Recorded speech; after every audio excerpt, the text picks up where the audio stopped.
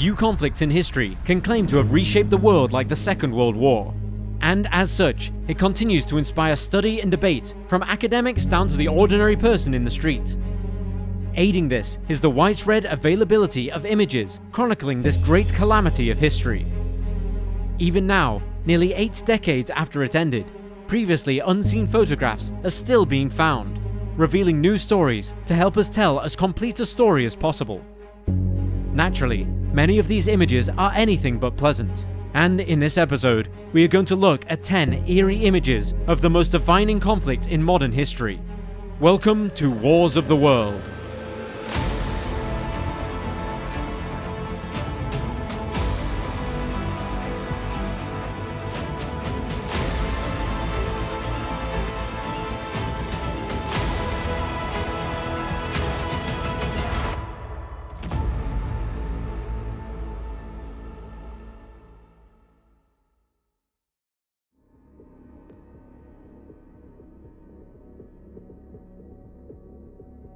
While his name may be one of the most loathed in history, few historians would ever deny that Adolf Hitler knew how to capture an audience's attention. Entire books and academic studies have been carried out on the near-legendary hypnotic abilities of the man history remembers as the Führer. His energy, his mannerisms, his voice, all seem to conspire to entice an audience into falling under his spell. And it was this ability to draw in the masses that was one of the keys to the Nazi Party's rise to power in the 1930s. One key point reigned when Hitler spoke, and that was the concept of German destiny. With the recapture of territory lost in the Great War, and now with the invasion of Poland underway, on September 1st, 1939, Hitler took center stage in the Reichstag, the German seat of government, to deliver his message of the next steps towards that destiny. This is Hitler on day 1 of the war. The speech outlined the reasons he had chosen war, many of which were fabricated, and ended with the rather ominous declaration, quote, "I am from now on just the first soldier of the German Reich. I have once more put on the coat that was the most sacred and dear to me.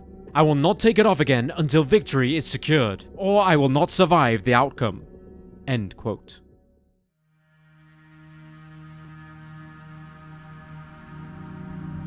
For any new family, awaiting the birth of a child can be an anxious time, but it must have been especially so for the parents of one Neville Mooney.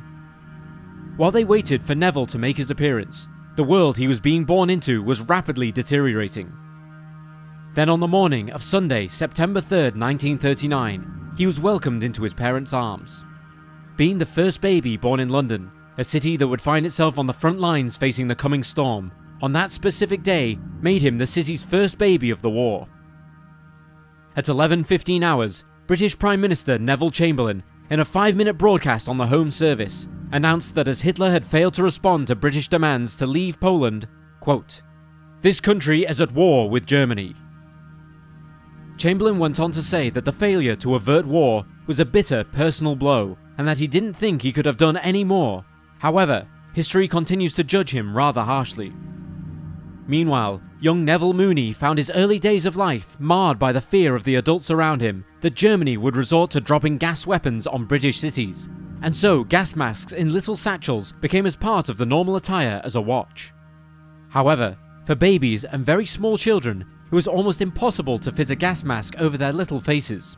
Therefore, a number of alternatives were developed, including cribs that could filter the air of poisonous gas before it got to the baby inside, while large sack-like devices were also produced for parents to take their babies outside with some peace of mind, which little Neville here is sporting. In the end, while the fear of a gas attack was very real, neither Germany nor the Western Allies resorted to the use of such weapons. It had been Germany's unleashing of gas on the Western Front of the Great War that opened the door to all sides using this horrendously deadly weapon against each other's forces. It was therefore quickly realised that if Nazi Germany developed gas as a weapon, it would effectively give the Allies permission to do the same. In the arms limitations treaties of the 1920s, aimed at preventing another Great War, gas weapons were one of those that the world's nations tried to outlaw. Nevertheless, a number of American, British, Canadian and German chemical manufacturers worked together creating industrial pesticides, which they all knew could be weaponized. Appreciating the potency of such potential weapons both sides possessed meant that the threat of using them was counterbalanced by the threat of their use in retaliation. However, in the war for China, Imperial Japan had little such reservations. First tested on Chinese prisoners at death factories, such as the notorious Unit 731 facility, Japanese forces employed poison gas indiscriminately against Chinese cities from 1937 until the end of the war. Some of the gas used was intended to incapacitate an enemy, such as the so-called red candles, which, when lit, induced uncontrollable vomiting, or mustard and lewisite gas, which left victims with severe burns and blisters on their skin. Then there were the apocalyptic gases, designed to simply kill as many people as possible.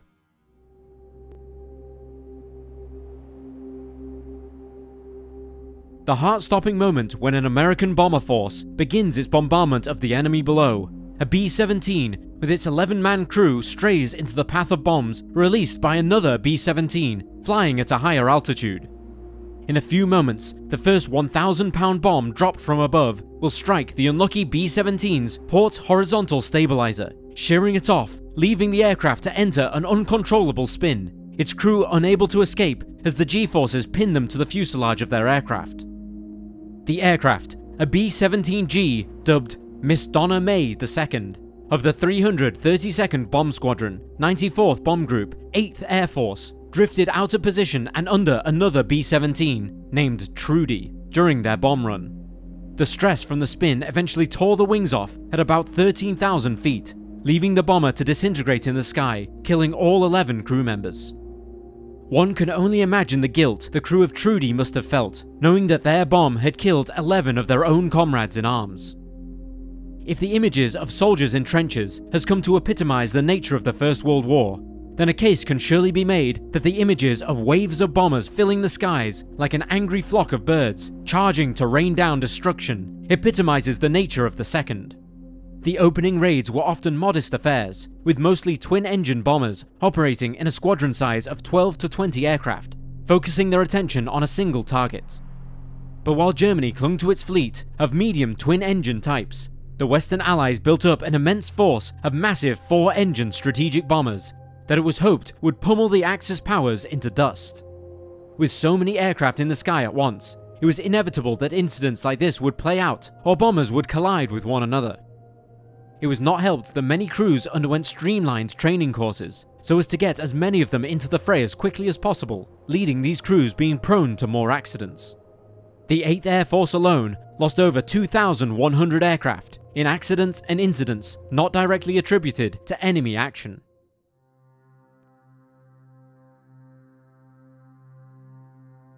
Two Japanese officers stand proudly for the camera, knowing that they are being portrayed as heroes to the people back home in Japan, bringing glory to their families and to their communities.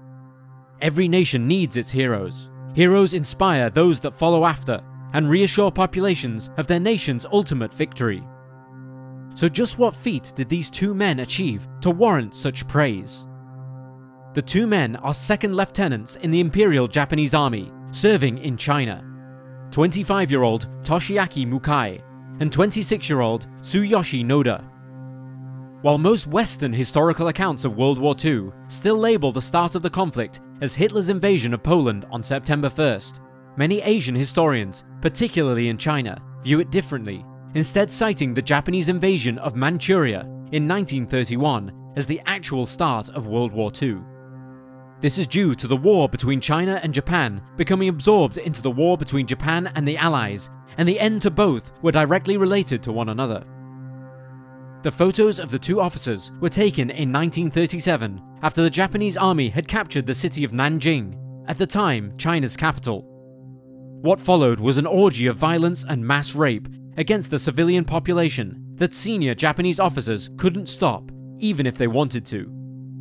These two men would become famous for their contribution to this horror, for the photograph was taken as part of a news article covering a contest they had held to see which one of them could behead 100 people the fastest with a Yasukuni sword. The article then cruelly jokes that after completing this feat, the two men went into, quote, extra innings. Both men survived the Second World War and were tried for their crimes by the Allies and executed on January 28, 1948.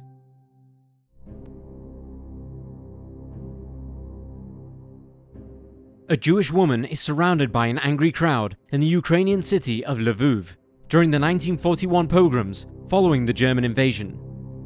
Her terrified eyes plead with the person holding the camera for some degree of mercy. In the previous hours, she had seen her friends and family pulled from their homes, beaten and murdered, and she knows what's coming next. Staunchly anti-Soviet and anti-Semitic, Ukrainian nationals worked alongside German troops and the Gestapo to round up Jews who they believe were conspiring with the brutal Soviet authorities who ruled over them prior to the invasion. When hundreds of bodies were discovered in the city's prisons, victims of the Soviet authorities, it sparked a spat of violence against the city's 150,000 Jews, which the German invaders were more than happy to accommodate. The crowds that gathered in participation lost all sense of morality and sympathy as they rounded up Jews and dragged them into the streets between June 30th and July 2nd, and then again on July 25th and July 29th. The unfortunate victims found their homes destroyed, their properties stolen, and even their clothes ripped off their backs before the inevitable beatings took place. Children were not spared from the atrocity. Jewish girls were gang raped and beaten alongside their mothers and grandmothers, while Ukrainian boys as young as 9 were known to have aided in the assaults. Just how many were killed in the pogroms is still debated.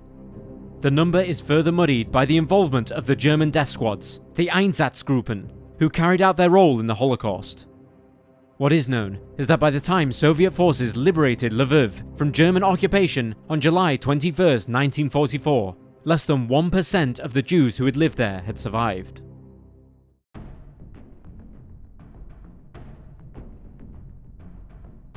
An Allied ship is engulfed in a tower of water as the torpedo from the German U-boat that had been stalking it impacts its hull. The crew on board the merchant ship likely had no warning of the danger they were in until it was too late, with only the metal shark's small periscope, barely wider than a drain pipe, protruding through the water to indicate the submarine's position. Something almost invisible in the often unsettled waters of the North Atlantic. Aboard the U-boat, the captain no doubt viewed this image through the periscope with glee, knowing he had done his duty and added to his score, which would help elevate his status in the Nazi world, which adored its heroes, particularly in the U-boat fleet, who were strangling Britain into submission, which they hoped would finally bring all of Europe completely under the German Jagdboot. Despite there being 2 days between the German invasion of Poland and Britain and France's declaration of war, Allied shipping continued to set sail as though in peacetime. As such, many of the U-boat's early victims were defenseless, leaving U-boat commanders to spare their expensive torpedoes and shell them on the surface with their deck guns. The British Royal Navy and the Royal Canadian Navies lacked the warships to protect every ship's crossing, even in convoys, while their air forces were poorly prepared for filling any gaps. The German U-boats therefore turned the seas black and red with spilled oil and blood, and very nearly succeeded in strangling Britain to death. Winston Churchill would later admit that the U-boat threat was the only thing that truly frightened him during the war. However, the Allies were quick learners. Air forces began receiving longer-ranged and better-armed aircraft, increasingly equipped with radar to hunt U-boats on the surface even at night. The Allied navies also received an influx of new warships, underwater detection devices such as ASDIC, and anti-submarine weapons like the Hedgehog, which fired a salvo of explosive charges into the location of a suspected U-boat. By the latter stages of the war, even with more advanced U-boats coming off the construction line, the tide had well and truly turned. By late 1944, no U-boat captain would be wasting time taking pictures of their targets as they sank them, because they knew that within minutes, the hunter would become the hunted, and he would be trying desperately to evade an increasingly tenacious escort force.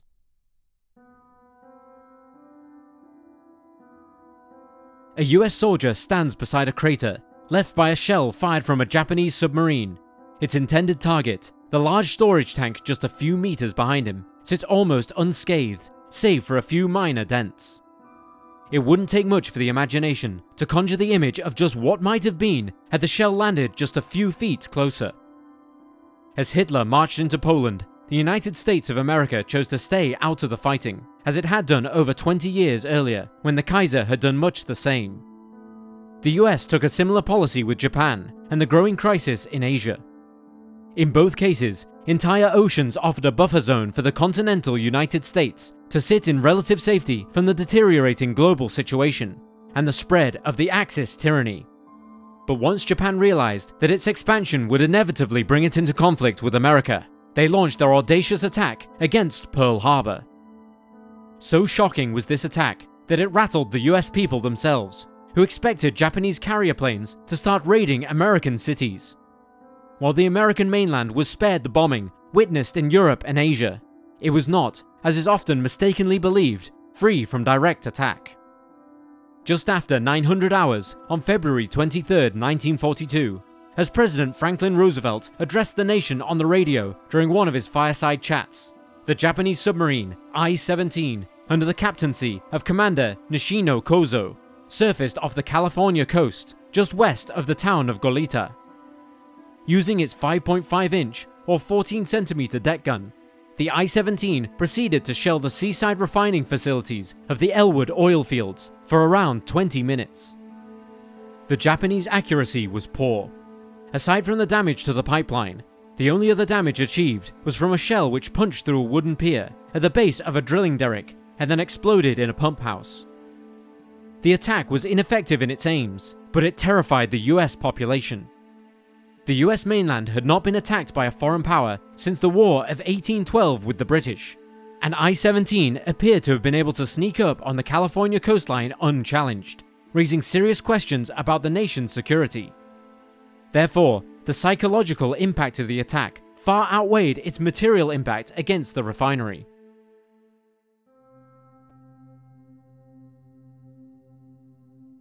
A noose is placed around the neck of 16-year-old Lipa Radic as she prepares to be executed on February 8, 1943.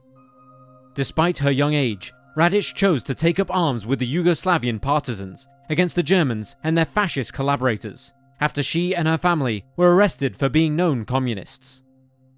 Serving with Josip Tito's communist forces, as well as fighting the Germans, she often found herself fighting against the partisans who supported the Yugoslavian monarchy, as Tito fought to establish a free Yugoslavia under the banner of communism. Radic was captured during a major operation by the Germans against Tito's forces in early 1943. The fighting would prove bloody, but ultimately, the Germans failed to defeat Tito's partisans, who continued waging their war of revolution as well as freedom. Given her young age, it was believed that she could be coerced into giving up the names of those she had fought with. While the exact translation of what she supposedly said to her captors varies somewhat from source to source, it is generally agreed that she replied with words to the effect of, quote, "My comrades will give their names when they avenge my death." End quote. Her words signed her own death warrant, but also made her a martyr for the cause. After the war, Tito's communist Yugoslavia honored her posthumously with the Order of the People's Hero.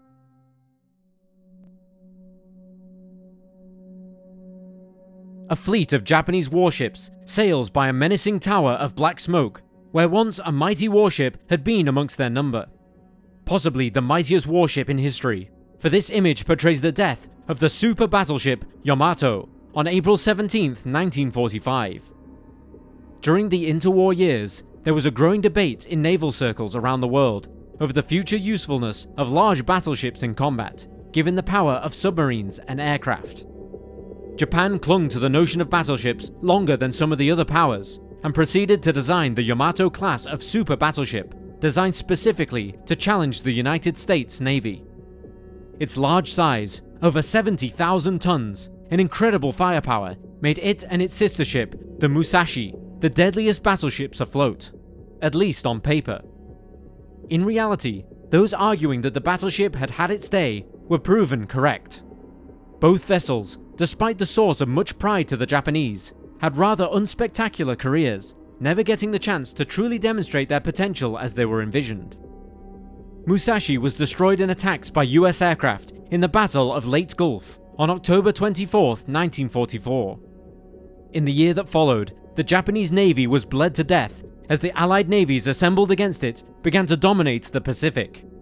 Realizing this and the folly of trying to keep such a vessel as the Yamato at sea in the face of such Allied power, Yamato was ordered to defend the island of Okinawa against the Allies on what everyone knew was a one-way mission. The ship was ordered to beach itself and use its firepower to fend off US attacks until it inevitably succumbed to American air power. However, it would not get the chance to put this plan into action and was intercepted en route. As its magazines detonated following hit after hit from American bombs and torpedoes dropped by carrier-based planes, the Yamato was obliterated behind a wall of smoke and fire. Its destruction not only ended the life of this incredible ship, but also signaled the end of an era. Never again would a warship designed for surface combat be built anywhere near its size.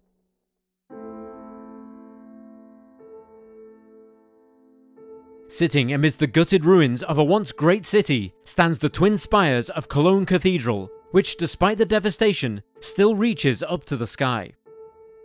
Cologne is Germany's third largest city, and as such was a prime target for the Allied bombing campaign, aimed to bring Hitler's Third Reich to its knees. Those of faith may have looked to the cathedral still standing as a source of comfort that God still existed, despite the horrors being visited upon them. This belief was horribly misplaced, for the distinct image of the cathedral was used by Allied bombing crews to find their targets and unleash their devastating loads. Cologne was bombed numerous times during the war, but its name will forever be linked with the events of the night of May 30th and 31st, 1942. On that evening, the Royal Air Force's Bomber Command, under the leadership of Air Marshal Sir Arthur Harris, sent over 1,000 bombers to hit the city to deliver what was hoped to be a knockout blow. Such a figure required almost every available bomber within the service, including some training aircraft, flying in a stream that would punch through German defences together, with each aircraft allotted their own sectors to reach their targets. 2,500 separate fires were started, 1,700 of which were classified by the German Fire Brigade as large. Almost 13,000 buildings were destroyed, of which over 2,500 were industrial or commercial buildings. Amazingly, the number of people killed on the ground was remarkably low, being less than 500, thanks to German preparations and the widespread construction of air raid shelters. However, over 5,000 people were injured, and over 45,000 were bombed out of their homes. Such was the fear of return attacks that nearly 700,000 people fled the city's ruins after the raid. As well as damaging the city's contribution to the Nazi war effort, the raid was also a major propaganda victory for the Allies. However, as the end of the war neared, images of the damage done by the Allied bombing raids to civilian population centres filtered back to the British people. Many of them had themselves suffered under the Nazi bombing during the Blitz, and rather than celebrate Bomber Command's achievement, they were instead horrified that their own bombing crews had not only engaged in activities that they associated with their hated enemy, but had actually achieved even greater devastation.